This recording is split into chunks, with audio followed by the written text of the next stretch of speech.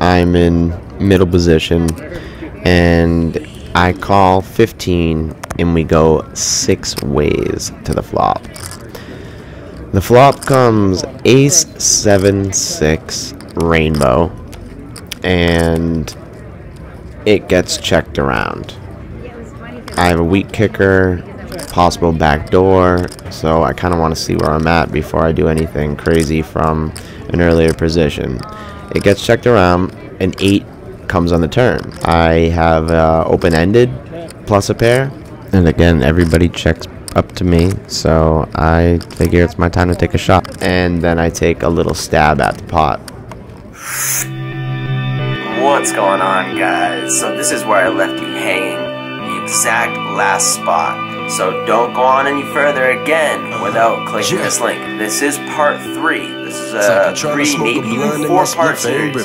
So go back, click this link if you haven't seen this. And I also wanted to clear something up. When I said every 2 days, I meant 2-day breaks in between.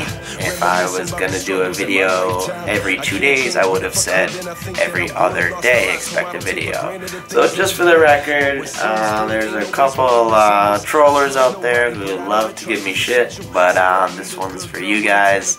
So expect 2 days off in between each video. But let's get back into it, see how much I bet, and let's see if we can take this hand down. Catch you in 3 days. For a cool 50 bucks. And what do we know? Immediately there is a raise of 150. Clearly we are not ahead here, even though we have some good outs with top pair.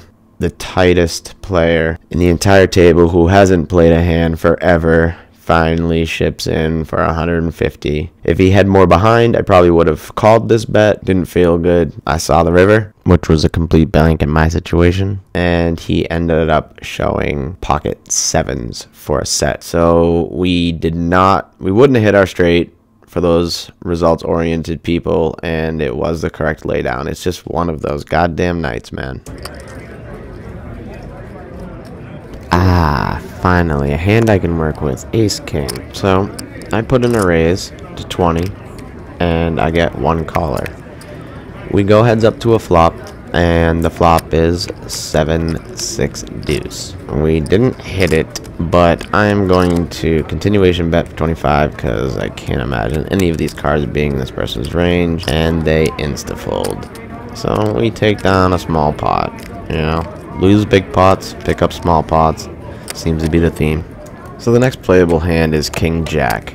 I'm in an early position, so I just decide to limp in. We end up getting raised by the same guy that bet the 150 on the ace 5 of diamonds hand, the really tight player. And I've been watching him for a while, but I decide to defend my king jack, and I make the call. We go heads up, and the flop comes out ace jack 4. I check, and he checks back. Turn is a queen, and at this point I have picked up a tell on this guy. He is constantly holding his drink and sipping it a lot, not just having a drink. He keeps sipping his drink, and I've noticed in a previous hand or two that every time he comes to showdown with a great hand, he was sipping on his water. So I catch him sipping on his water, and I decide to check again, even though I have pretty good equity at this point. So I'm surprised to see him check back, and we go to the river. I forget what it was. It was a rag of some sort. He makes a bet, and I insta-fold, and he rolls over aces. It's like I'm trying to smoke a blunt and my spliff ain't ripping. So I've completely picked up an amazing tell on him, and he was trying to slow play me into a trap. I almost told him about his tell, but then I was like, nah. So we wake up on the button with the deuces never loses. I limp. There's 5 or 6 players, and we are just set mining here, and we don't get it. So I just dump it really quick. As you can see, this session is getting so bad that I can't even defend any of my blinds, for crying out loud. Starting to get a little desperate here. This jack 8 hearts on the button looks pretty good. So it limps around a couple people to me. I'm on the button. I raise to 25, and we get one call from the low jack. We go heads up to the flop. Flop is Queen 8-3 Rainbow.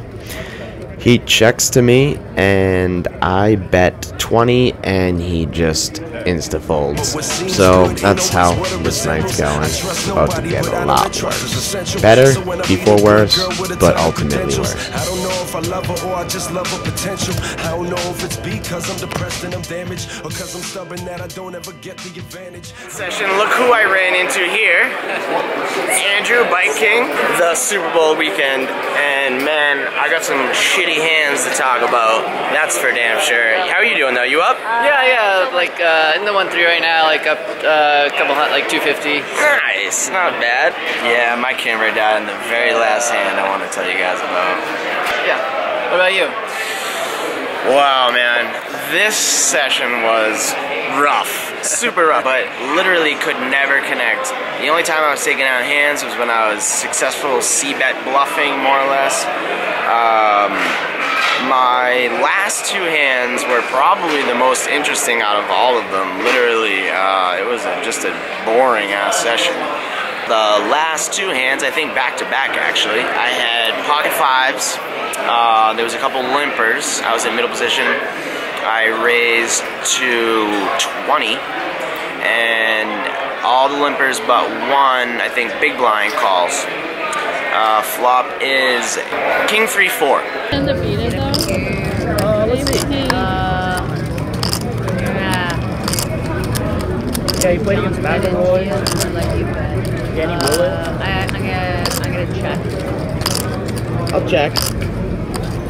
Let's see. He didn't play in the morning on. She starts talking. She's first act, she starts talking, oh, should I lead in you? Should I let you bet? Blah, blah, blah. And then she checks. So I'm thinking that, and she, every time she's been talking this whole time, she's pretty much saying what she has. So I'm thinking, all right, she's probably got a king here. So I check back. Okay. And I was highly debating putting a C-bet there. If she doesn't have a king, she's gonna fold right away, but I guess I'm looking to bluff catch now, maybe. But I'm worried about the king. The turn is the deuce, so now I'm open-ended with my fives, second pair. She does the same thing again. She talks, yeah, blah, blah, blah, she'd probably bet. And she bets 25. So I'ma focus on the present, keeps getting deferred. 81. So I raised to 100. And I'm open-ended. If she doesn't have the king, I'm good anyways. Yeah, but it's a lot of bare hands. A lot of pressure, right? She tanked for a long time, talked about it, and that pretty much, she had the king. Oh boy. It's 10. He's the youngest player ever to finish top nationwide. Wow. Southern Cal. You're only blackjack? Yeah. Yep. And he took That's all I got right there. He's good, yeah. Like, if you were a golf fan, you definitely knew him. But like, if you're like a casual fan, like, you probably don't know who he is. But we were thinking, As if I make it, I know I did it for a reason, not just for paper. And She finally lets it go, thank God. I told her she could pick one. And I figured she'd pick a five and think I had the straight, but she says, you have aces, it doesn't matter, and she shows a king, mucks it. alright. So that was a pretty good hand, I was able to take that down. But then the next hand is just the one I didn't get to record. Under the gun +1, peel 2 black 10s, raise to 25. I get 2 other callers, and the flop comes 8-4-3.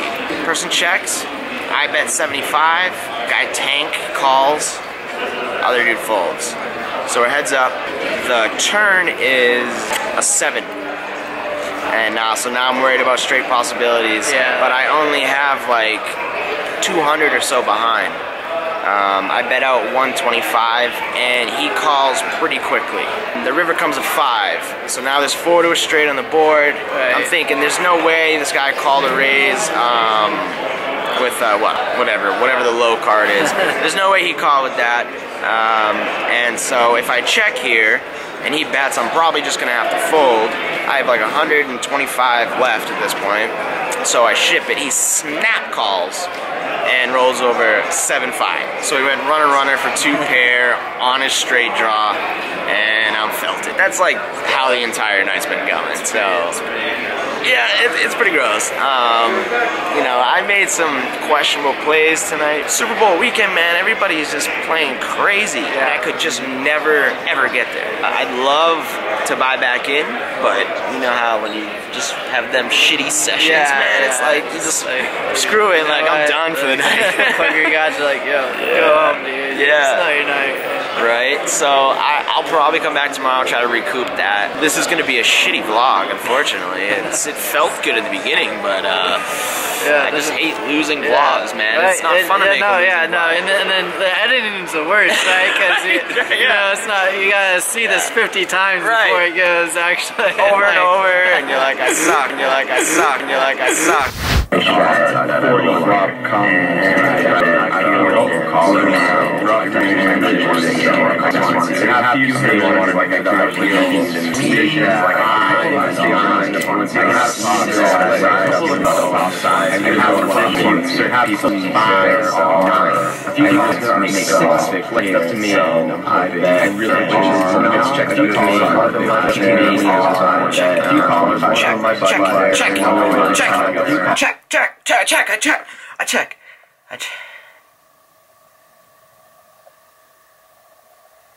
Check. What am I checking out? I gotta go to bed. Whew.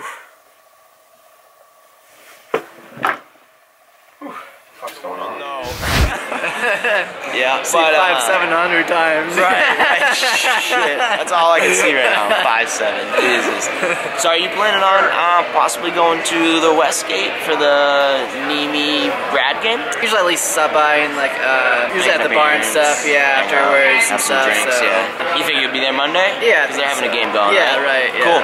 All right. Well, yeah, I'm pretty sure I'll be there too. So check us both out. I'm sure we'll have some decent vlogs for that, because that shit always is pretty fun and gets pretty wild. Yeah. Hell yeah, man. All right, well, cool. We will see you guys later. All right, back at it.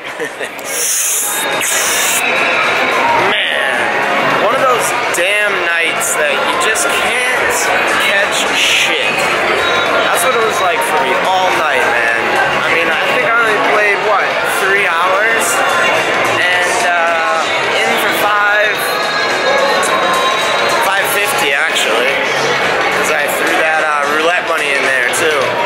But shit, you know, it's early, it's Super Bowl weekend. I don't want to leave, but like I said, it's just one of those nights where everything feels like absolute shit. So I don't know. I think I'm gonna get out of here and try to get some shit going either tomorrow or maybe wait till Monday for the meetup game at the Westgate. We got people touching me for some weird reason behind me. Alright, my bag's closed. He didn't rob me. Yeah, so I don't know, guys. Screw it. I was hoping to come back with a bang, but you know how that shit goes. Win some, you lose some. Feels gross, but I'm get out of here, go home, and nurse my wounds. I'll catch you guys in the next one, and we're gonna get that money back plus some. You watch that shit.